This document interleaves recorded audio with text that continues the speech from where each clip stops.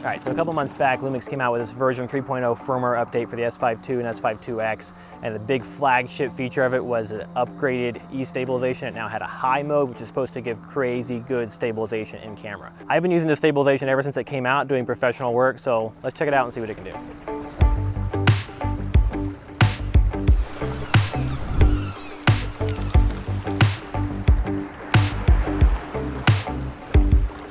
So first up, to test some stabilization settings, we have to have something to film, and I found this lake. It's at least kind of pretty. It's not super appealing over here, but there's this cool bridge beyond it. So hopefully that's a good candidate for getting some sample test footage for stabilization. So first of all, to give you a baseline, I'm going to show you a shot with IBIS, which is built into the camera, no gimbal, no E-stabilization, and also note that I don't have a stabilized lens.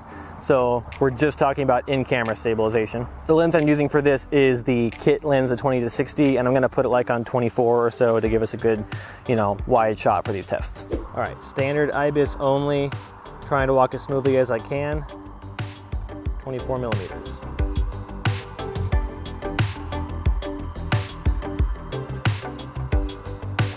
Let's go on up to 50 millimeters and get a reveal with this tree and the bridge.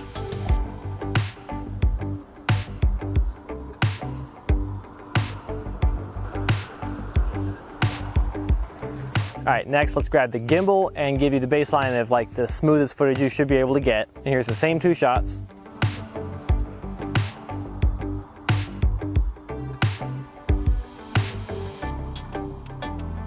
And now I'm gonna pop the camera into E-stabilization high, and let's see how smooth we can get it.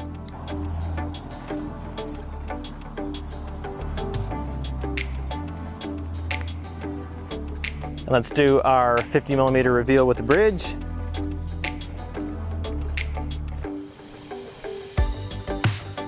So I tested out a few more shots here to give a good comparison in more applications than just walking in a straight line. And I would say on the whole, the high stabilization mode is going to be a little bit more jerky, a little bit less predictable movements than when shooting on the gimbal. A good example of this is this tree canopy to lake reveal. And here shooting on the gimbal, you can see it's really buttery smooth. It just looks great, nice and smooth, looks great. Shooting handheld though, we get some more of that jerkiness, especially working with the uneven terrain I was walking on, a little bit more jerky. It's not really jittery, it's just you get a little bit more larger jerks in the shot than you do on a gimbal.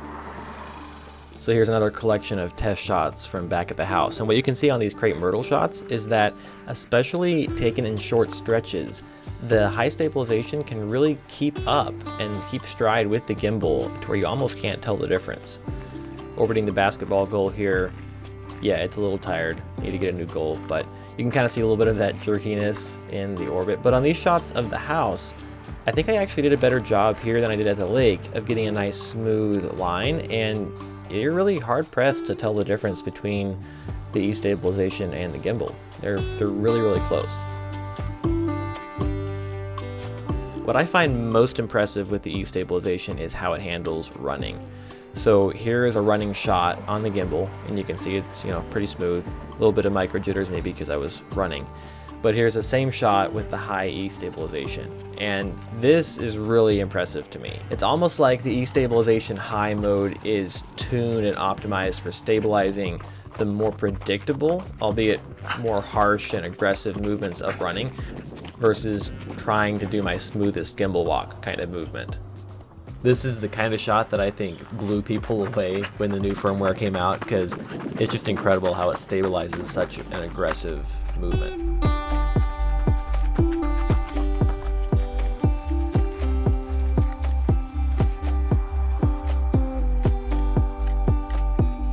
So this high E-stabilization is really incredible. It's kind of too good to be true. And it kind of is, because here's the catch. It crops in about 1.5 times on your video. So in a lot of situations, this is no big deal. I hardly ever noticed it when I was out on professional jobs. But basically, anytime that your distance to the subject is fixed, and a good example of this is vlogging, it could be an issue, because a 20mm lens, the kit lens, is not wide enough to vlog with. I'll show you what it looks like.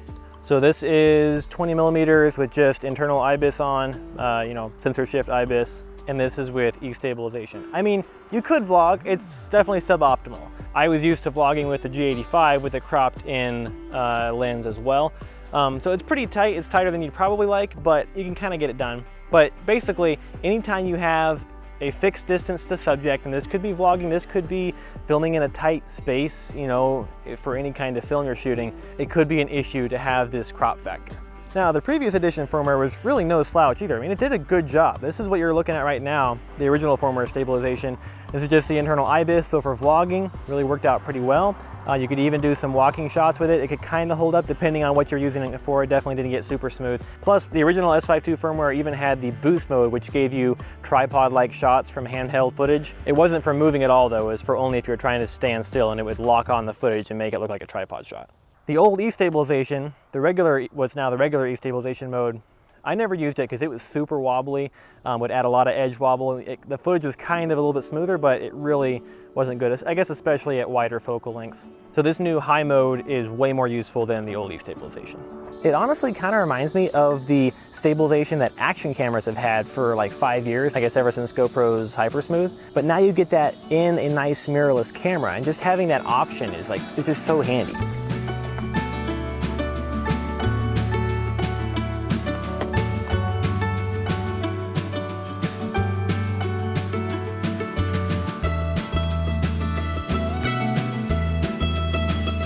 So like I said, I've done several professional shoots now with the new firmware upgrade, and the question is it a gimbal killer?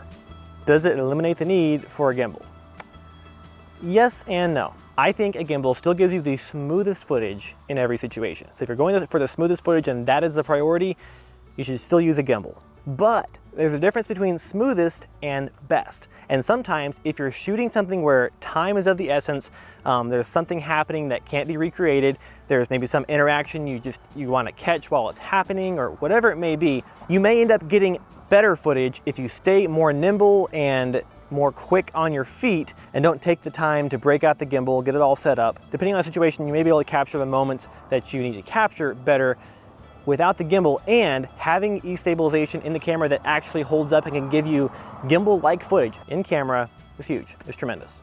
Like I said, I think the gimbal does give you the smoothest footage, but there are many times in some of these shoots I was doing where I would go to shoot a story, say basketball, and I was comfortable leaving my gimbal behind because I knew I wanted to stay nimble, being able to follow the ball quickly on the court. For all stationary shots, I knew it'd be fine, and I knew if the situation arose where I did need to do a tracking shot, a moving shot, following someone, I could pull it off with a high stabilization without needing a gimbal. Now there's different schools of thought on this. If I used a gimbal for everything, I'm sure I would get even more proficient with it and feel totally comfortable in every scenario possibly, but I think for a lot of scenarios, it's not the best tool, and having the ability to get smooth footage in camera without need for it is really great. One shot in particular that I think is definitely better with a gimbal is orbits. I tried to get these with a high stabilization mode. It just never ended up very smooth. My rotation axis, my yaw axis with my hands and arms, just wasn't quite as smooth as what the gimbal could give you. So that's one example of a shot that is better if you use a gimbal. So there you go. I am a huge fan of having good E-stabilization in camera now. If I was to do much more vlogging with it, I'd probably consider getting a 10 or 12 millimeter lens, something like that. But yeah, it's just super handy and freeing, not always needing a gimbal to get smooth footage. So hats off to Lumix for coming out with such a big upgrade to existing cameras. I really appreciate that because, you know, they could just roll it into their next big S series camera, but they decided to upgrade their existing fleet and add a really tremendous feature to existing cameras. So it's big time, big time. The mosquitoes are starting to come out here at the lake a little bit, so I'm gonna head on home, but hope you guys enjoyed this video, and if you wanna check out more S5II content, watch this video right here. I'll see you guys next time.